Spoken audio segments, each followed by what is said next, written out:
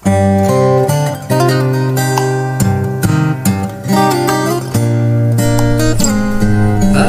generasi cerdas, Assalamualaikum warahmatullahi wabarakatuh. Apa kabarmu hari ini? Semoga kita semua senantiasa diberi nikmat sehat dan selalu berada dalam lindungan Allah Subhanahu wa Ta'ala. Siswa-siswi generasi cerdas, masih semangat? Ya, kita tetap harus selalu semangat, optimis, rajin belajar, terus mau mengembangkan kreativitas kita sebagai bekal modal hidup kita di masa yang akan datang. Siswa-siswi generasi cerdas, coba kalian perhatikan pada gambar tersebut. Nah, di antara kalian tentu pernah bertamasya, berekreasi ke tepi pantai, melihat pelabuhan, melihat dermaga, dan melihat segala aktivitas yang ada dalam kehidupan mereka sehari-hari di sana. Baik itu yang dilakukan oleh para nelayan.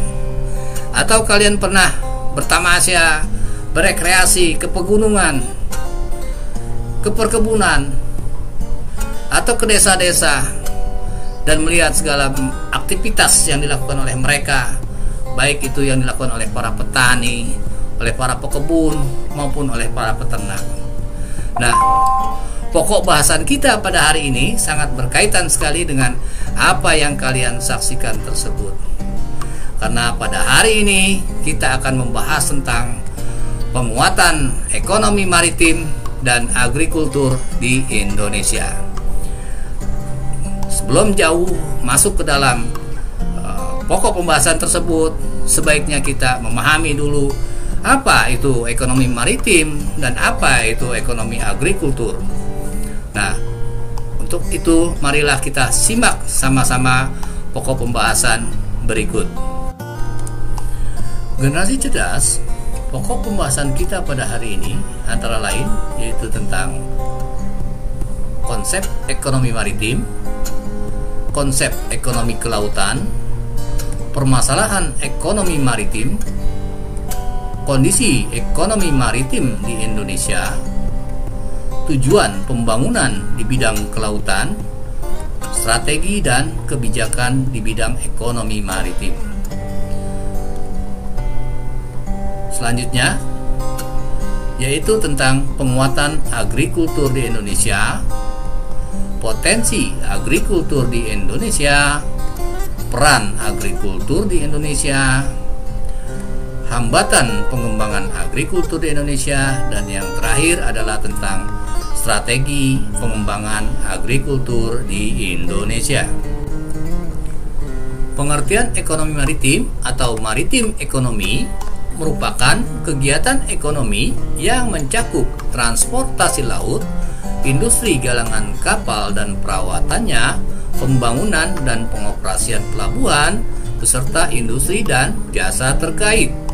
Sedangkan konsep atau pengertian ekonomi kelautan yaitu merupakan kegiatan ekonomi yang dilakukan di wilayah pesisir dan lautan serta di darat yang menggunakan sumber daya dan jasa-jasa lingkungan kelautan untuk menghasilkan barang atau jasa.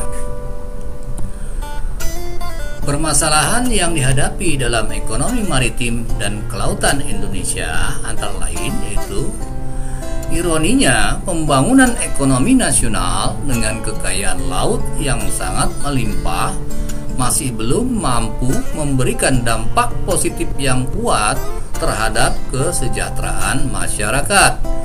Gambaran nyata ini sejalan dengan pengelolaan sektor kelautan yang belum digarap dengan penuh perhatian dan kemauan. Hal ini terlihat pada potret sebagian besar nelayan Indonesia yang masih bergelut dengan kemiskinan. Padahal produksi perikanan terus meningkat, daya saing domestik yang lemah menyebabkan kegiatan pengangkutan, transportasi laut, maupun eksploitasi sumber daya mineral di wilayah perairan nasional masih lebih banyak dilakukan oleh pihak asing. Kondisi ekonomi maritim di Indonesia. Keprihatinan terhadap sektor kelautan nasional mengharuskan adanya kebijakan strategis untuk mempercepat pengembangan keunggulan di berbagai bidang subsektor kelautan. Pembangunan ekonomi maritim akan membawa industri pada kebutuhan akan sumber daya manusia kemaritiman dan inovasi teknologi yang berbasis pada pendidikan kemaritiman yang unggul dan modern. Jika proses ini dapat berlangsung, maka pembangunan ekonomi maritim dipastikan akan dapat membawa masyarakat ke arah kemakmuran. Kondisi ekonomi maritim di Indonesia. A. Sektor pelayaran. Kondisi pelayaran nasional saat ini masih belum begitu baik. Ditinjau dari segi daya saing, pangsa muatan armada kapal nasional masih tergolong rendah. Industri galangan kapal yang sebenarnya sangat strategis masih belum berkembang. Sistem pelabuhan saat ini hanya berperan sebagai cabang atau ranting dari Singapura atau pelabuhan luar negeri lainnya. Pelayanan masih belum efisien dan belum produktif. Daya saing sumber daya manusia di sektor pelayaran masih relatif rendah. B. Sektor perikanan. Kontribusi sektor perikanan terhadap pendapatan nasional masih rendah. Pertambahan kawasan budidaya perikanan pun masih sangatlah kurang. C. Sektor pariwisata bahari. Pengembangan pariwisata bahari mempunyai dampak positif dalam mendorong terwujudnya negara maritim yang tangguh. Namun demikian, hingga saat ini pariwisata bahari masih belum berkembang dengan baik.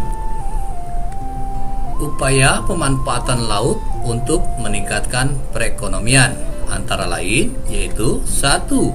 Dengan mengembangkan teknik penangkapan ikan, 2. Membudidayakan kerang dan hasil laut lainnya, 3. Yaitu pengembangan pariwisata, yang keempat yaitu pengembangan industri wisata bawah laut, dan yang kelima yaitu pengembangan industri garam.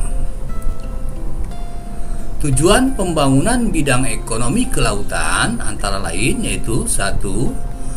Untuk meningkatkan pertumbuhan ekonomi yang tinggi secara berkelanjutan. Yang kedua yaitu untuk peningkatan kesejahteraan seluruh pelaku usaha, khususnya nelayan, pembudidaya ikan, dan masyarakat kelautan lainnya yang berskala kecil. Yang ketiga yaitu terpeliharanya kelestarian lingkungan dan sumber daya kelautan. Yang keempat yaitu untuk menjadikan laut sebagai pemersatu dan tegaknya kedaulatan bangsa. Strategi dan kebijakan pengembangan ekonomi maritim di Indonesia. Apa saja kebijakannya? Yaitu antara lain dengan perubahan paradigma pembangunan nasional dari pembangunan yang berbasis kepada daratan atau land-based development menjadi pembangunan yang berbasis kepada kelautan, yaitu ocean-based development. Kebijakan selanjutnya adalah dengan memacu percepatan pengembangan infrastruktur dan ketersambungan maritim, yaitu dengan membangun tol laut, pelabuhan laut dalam, logistik, industri perkapalan. Kebijakan tersebut diyakini akan mengurangi inefisiensi ekonomi nasional dan meningkatkan daya saing produk dalam negeri. Bentuk kebijakan lain di bidang ekonomi maritim adalah dalam menyambut ASEAN Connectivity. Indonesia menyiapkan 5 pelabuhan besar, antara lain Pelabuhan Belawan di Sumatera Utara, Pelabuhan Tanjung Priuk di Jakarta, serta pelabuhan-pelabuhan di Surabaya, Makassar, dan Kalimantan. Penguatan agrikultur di Indonesia. Apa itu agrikultur? Agrikultur merupakan kegiatan pemanfaatan sumber daya hayati yang dilakukan oleh manusia untuk menghasilkan bahan pangan, bahan baku industri, sumber energi, atau untuk mengelola lingkungan hidupnya. Kegiatan pemanfaatan sumber daya hayati yang termasuk dalam agrikultur, contohnya misalnya adalah yaitu budidaya tanaman, bercocok tanam, atau pembesaran hewan ternak. Agrikultur dapat juga berupa pemanfaatan mikroorganisme dan bioenzim dalam pengelolaan produk lanjutan, seperti dalam pembuatan keju dan tempe, atau sekedar ekstraksi semata seperti penangkapan ikan atau eksploitasi hutan. Potensi agrikultur di Indonesia. Indonesia merupakan negara agraris yang memiliki sumber daya alam yang banyak untuk produk pertanian. Di sektor pertanian, Indonesia memiliki beragam jenis tanaman. Hal ini didukung dengan kondisi iklim tropis. Di bidang tanaman pangan, Indonesia memiliki tanaman unggul seperti padi, kedelai, kacang tanah, ubi kayu, dan berbagai varietas lainnya. Peran agrikultur di Indonesia. Pertanian atau agrikultur merupakan sektor primer dalam perekonomian Indonesia. Sektor ini merupakan sektor penting untuk menyumbang hampir setengah dari perekonomian. Selain itu, agrikultur juga berperan sebagai penghasil devisa melalui ekspor.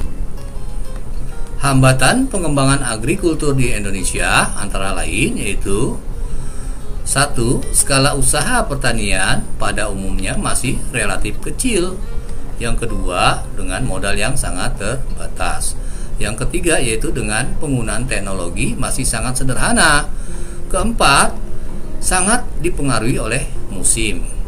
5. Pada umumnya berusaha dengan tenaga kerja dalam lingkup keluarga. Keenam, yaitu akses terhadap kredit, teknologi, dan pasar masih rendah. 7. Pasar hasil pertanian sebagian besar dikuasai oleh para pedagang besar, sehingga akan merugikan para petani. Yang kedelapan, yaitu alih fungsi lahan pertanian menjadi lahan non pertanian, seperti misalnya lahan itu digunakan untuk pemukiman atau industri. Yang kesembilan, yaitu kurangnya penyediaan benih yang bermutu bagi para petani.